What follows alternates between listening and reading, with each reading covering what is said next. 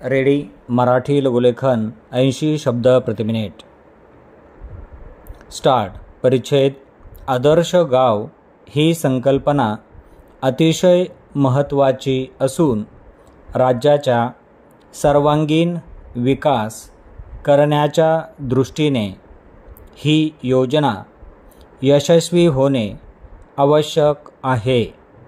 यासाठी शासन आपल्या परीने शक्यतो मदत करीलच, परंतु या योजनेसाठी अधिक लोकांचा सक्रिय सहभाग मिळवण्याचे काम सेवाभावी संस्था व संघटना प्रभावीपणे करू शकतात।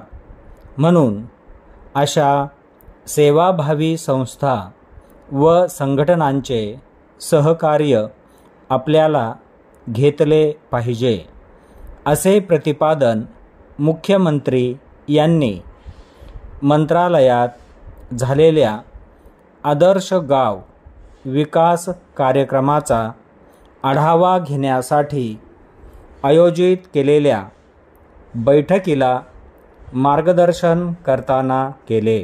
परिच्छेद आदर्श गाव विकास कार्यक्रम ग्रामीण भागात चांगल्या प्रकारे राबविण्यासाठी लोकांच्या मानसिकतेमध्ये बदल घडवून आणला पाहिजे, असे सांगून मुख्यमंत्री म्हणाले की या दृष्टीने लोकांनी केलेले कार्य निश्चितच अभिनंदनीय आहे। महाराष्ट्राचा यातून कायापालट घडून येईल अशी अपेक्षा माननीय मुख्यमंत्र्यांनी व्यक्त केली। परिच्छेद आदर्श गाव विकास कार्यक्रमासाठी लागणारा निधी शासन कमी पडू देणार नाही, असा विश्वास त्यांनी यावेळी व्यक्त केला। श्री हजारे यांनी यावेळी सांगितले की गेल्या 3 वर्षापासून ही योजना कार्यान्वित आहे। आपण सेवाभावी वृत्तीने हे काम हाती घेतले असून देशाला दिशा देणारी ही नवी योजना आहे, असे सांगून ते पुढे म्हणाले की लोकांच्या सहभागाशिवाय ही योजना पुढे नेता येत नाही।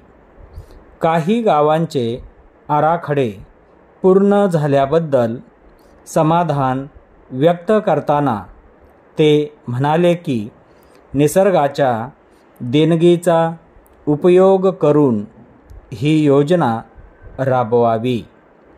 मुख्यमंत्र्यांनी राज्यस्तरीय समितीचे संरक्षक म्हणून काम करावे, अशी अपेक्षा त्यांनी यावेळी व्यक्त केली।